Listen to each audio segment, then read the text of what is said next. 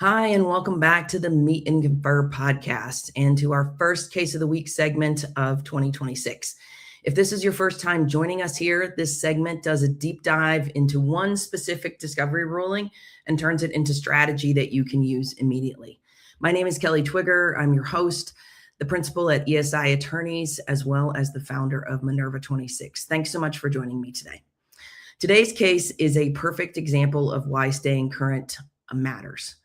Courts are not letting parties get away with "the cloud is complicated," quote, when evidence lives behind hyperlinks in the form of hyperlinked files that may be relevant. Discovery case law moves faster than most legal teams' muscle memory. And that knowledge gap is where sanctions happen, but budgets blow up and credibility can get lost.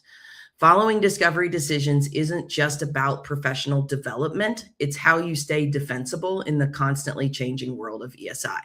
Because judges are telling us week after week what they expect parties to do, what reasonable looks like, what proportional really means in practice, and what excuses they're no longer buying.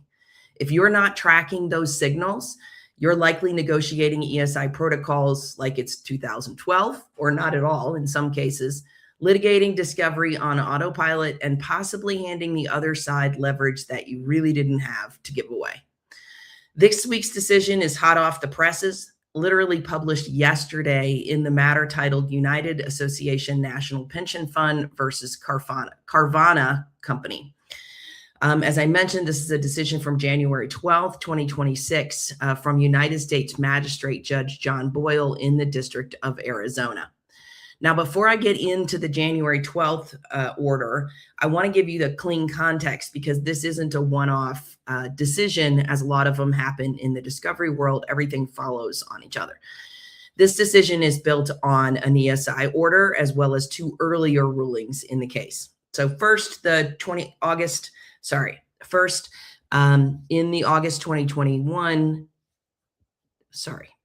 the August 21, 2025 order, that's the first ruling following the ESI order. That's the order that stated that hyperlinked documents framework that the court outlined as to how the parties were to proceed providing hyperlinked documents, and it's the order that plaintiffs are trying to enforce here today. We covered that August 2025 decision in our eDiscovery Day webinar on collaboration tools because it's a perfect example of how Google Workspace and modern collaboration change discovery obligations.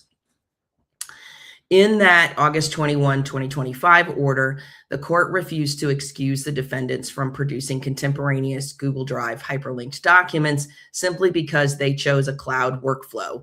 And instead, the court ordered a limited test.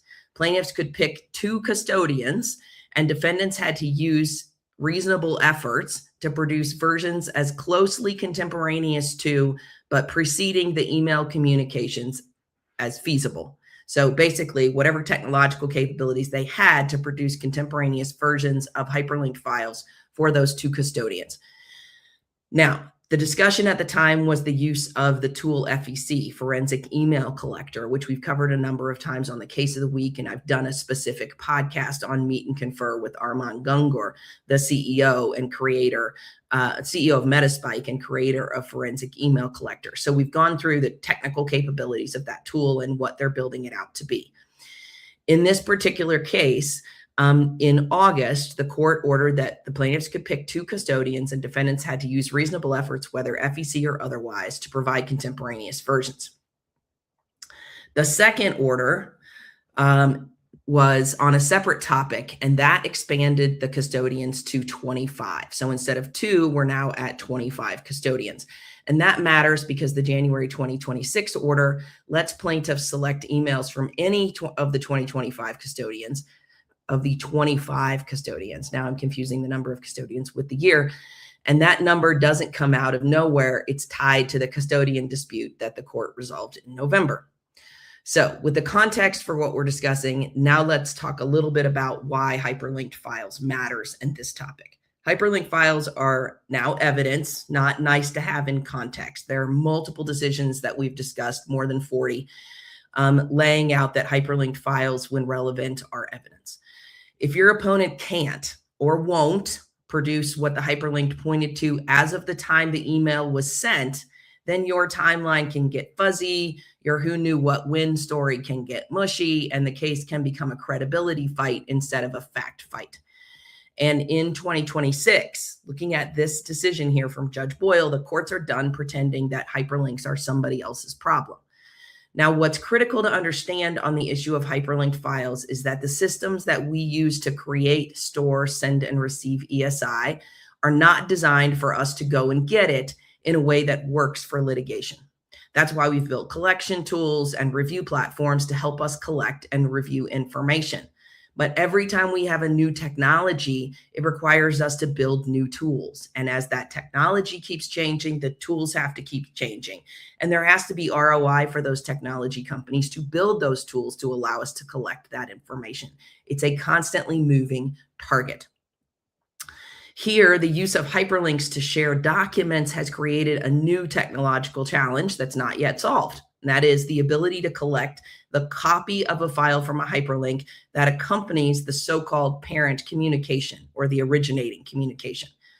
These days, I can share a link to a document in a text message, instant message, email, any way you can communicate electronically. And there are two issues with getting that file: getting access to it so you can collect it at all.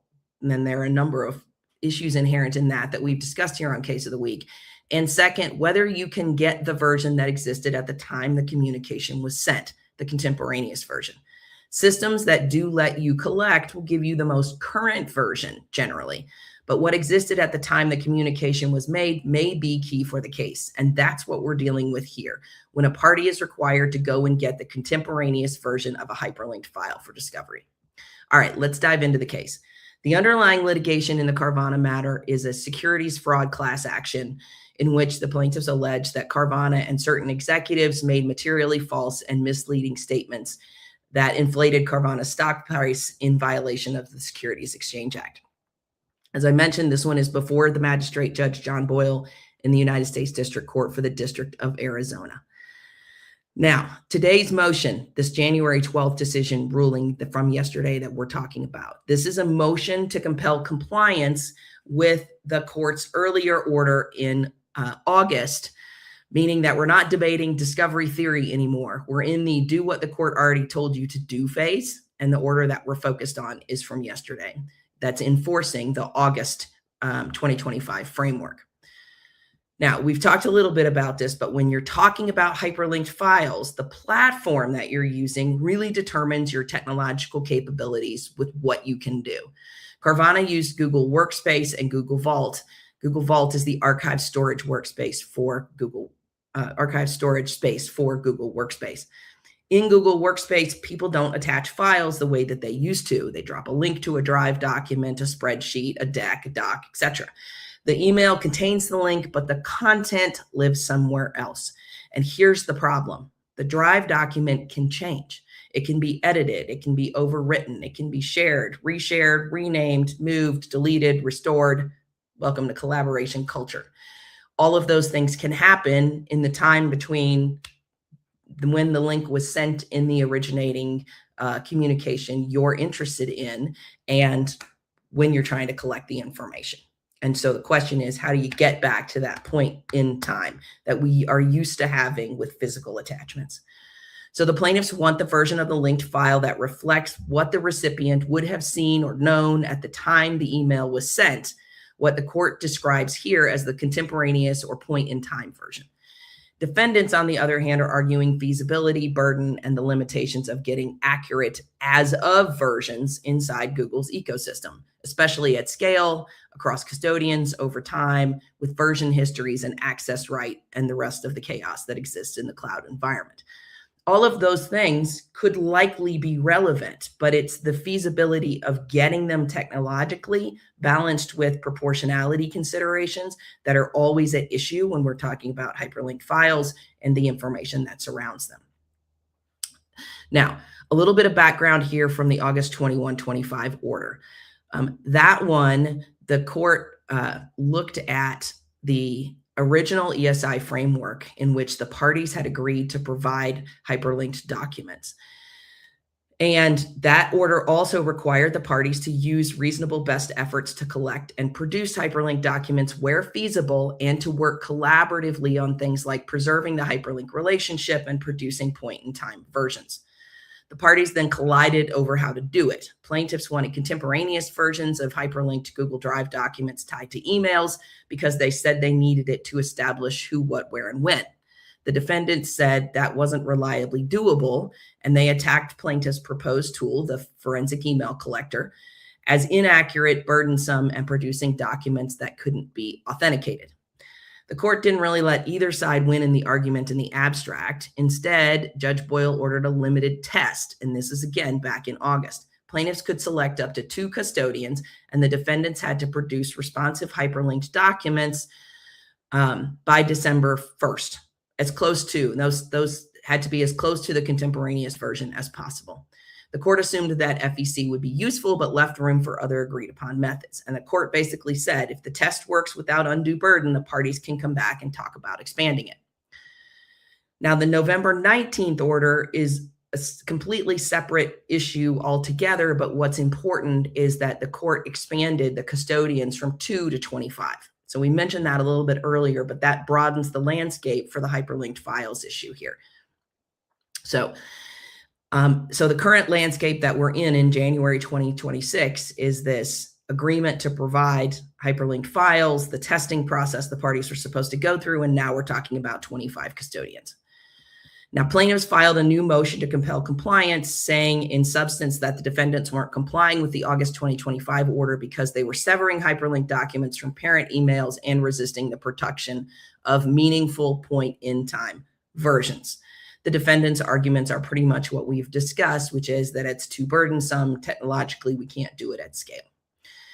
In the court's discussion, Judge Boyle boils down the fight, no pun intended there, to 2 questions. How far Carvana has to go using forensic email collector to retrieve the most contemporaneous versions of hyperlinked files across all 25 custodians, and whether Carvana has to produce responsive, non-privileged documents sitting in Google Vault. And the court takes a moment to level set on the technology. Hyperlinks aren't attachments in the old school sense because they're not fixed in time, but that doesn't make them optional. The court recognized that Google Drive and Vault create real production challenges, but it's not going to let novelty become the loophole that blocks discovery, especially where the point of request is timeline evidence, who knew what when. This is consistent with other rulings that we've seen in the past in the In Re Uber Text case, in Re Meta cases. So this is consistent with what we're seeing from judges. They're no longer looking at Google Vault and saying, if you chose that as your storage capability, then you're stuck with the burdens that imposes upon you to provide hyperlinked files in discovery. On the FEC question, whether or not that tool should be used, the court anchored itself in Rule 34's reasonably usable form requirement and the idea that ESI shouldn't be produced in a way that makes it unreasonably difficult for the requesting party to use. And then it struck a benefit burden balance by building a bounded, scalable mechanism. The plaintiffs got to choose 250 responsive emails from any of the 25 custodians, and the defendants must run FEC to retrieve the most contemporaneous versions of any non-privileged hyperlinked documents tied to those emails, without limiting this to the 2 custodians from the earlier test.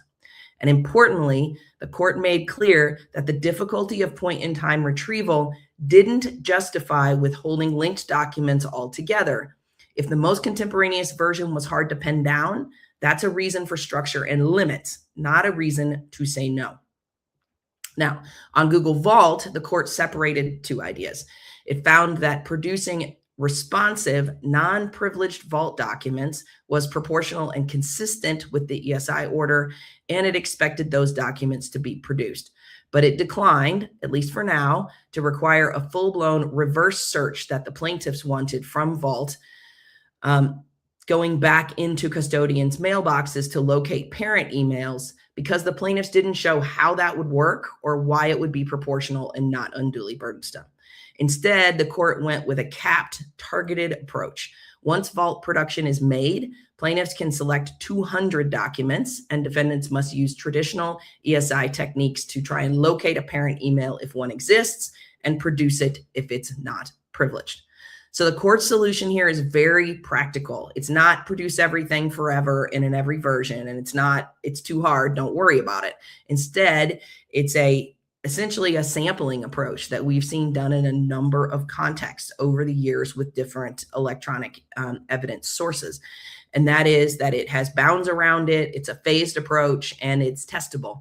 And the court started with that in August and is following up on that in January, because the court is trying to get to the truth of the facts in the case without letting process become the case. And that's where we break down often in discovery with ESI, is that we're letting the process, the compliance with the process drive what we're doing instead of backing up and thinking strategically about where we are in the case and what the facts are that we want to gain. So we talked a little bit, but just to confirm, here's what Judge Boyle ordered: an email-driven capped selection in terms of the emails that were produced. The plaintiffs can select 250 responsive emails from any 25 ESI custodians. Defendants have to then use FEC to produce the most contemporaneous version of those within 10 days. So an actual process defined. For vault collections, defendants must provide all responsive, non-privileged documents from custodians' Google Vault collections. Plaintiffs can select 200 documents from that set, and the defendants must search for a potential parent email for those documents. And if they find it, then they have to produce it. So emails and documents separate, because in Google, they're stored separately, right? You have Google Mail and you have Google Drive, which stores documents. So two different places that you have to provide for. In essence, the court took the August 2025 pilot concept, layered in the expanded custodian universe from November 2025, and built a structured production pipeline, because cloud is hard doesn't excuse missing evidence when the links are actually the evidence. All right, so drilling down, let's talk about our takeaways here. When your first takeaway, write hyperlink rules into your ESI protocol upfront. Define what counts as a hyperlinked attachment, what must be collected, and whether production must be point in time, most contemporaneous version versus current version, including required metadata, which might include file path, ID, timestamps, version indicators, sharing context where relevant. Second, run a defensible pilot and document it like you mean it. Pick a capped sample like the court did. Define success criteria, accuracy, completeness, turnaround time. Record the step and tools used and memorialize the results, because we tested it and here's what happened. Beats, we don't think it's feasible every day of the week. The court always going to look at exactly what you've tested and what you know your capabilities are in ruling on these potential technological challenges. Next, argue proportionality with evidence, not with vibes. We've talked about this. And so I was trying to think about over the holiday break, what's the best way to get this across? But we see so many times counsel just saying, well, we feel like this is the best way to do it, Judge. This is going to be very difficult. This is going to be hard. You know, you got to have evidence. You can't just state how it is that you think things are going to go down. Courts are requiring concrete facts about what you're seeing technologically in order to make these. If you're resisting, quantify the burden in terms of time, cost, error rates, technical constraints, and propose some alternatives. Propose alternatives like sampling, a phased approach, narrowing custodians, prioritizing email sets. If you're requesting, tie the ask to the case story, tie it to a timeline, to knowledge, reliance, intent, why this evidence matters. Next, treat parent email linkage as a core relationship, not a bonus feature.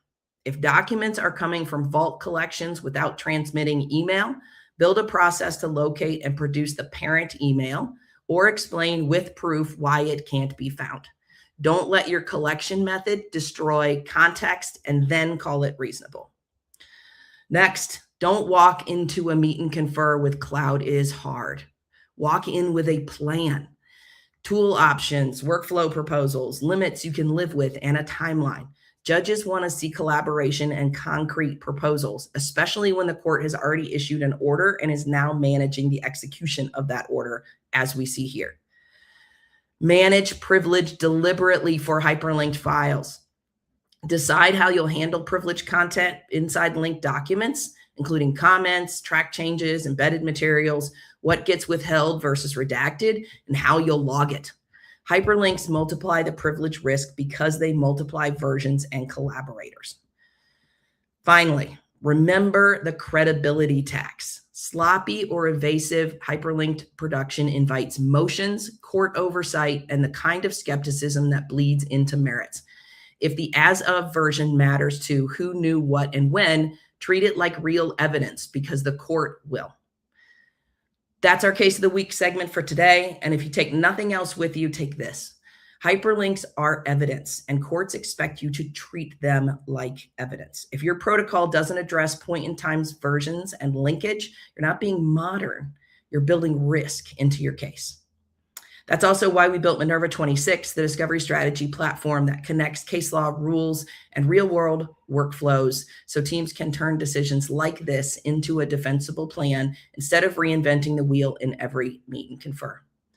If this episode was helpful, please do me a favor, share it with a colleague who's wrestling with Google Workspace, Drive links, collaboration tools, or other discovery issues. Post it on LinkedIn with your biggest takeaway, because the fastest way to level up discovery strategy is to normalize these conversations among counsel. And if you haven't already, please subscribe to the Meet and Confer podcast so you don't miss the next ruling that changes what reasonable looks like. Thanks for listening. We'll be back next time with another episode of Case of the Week.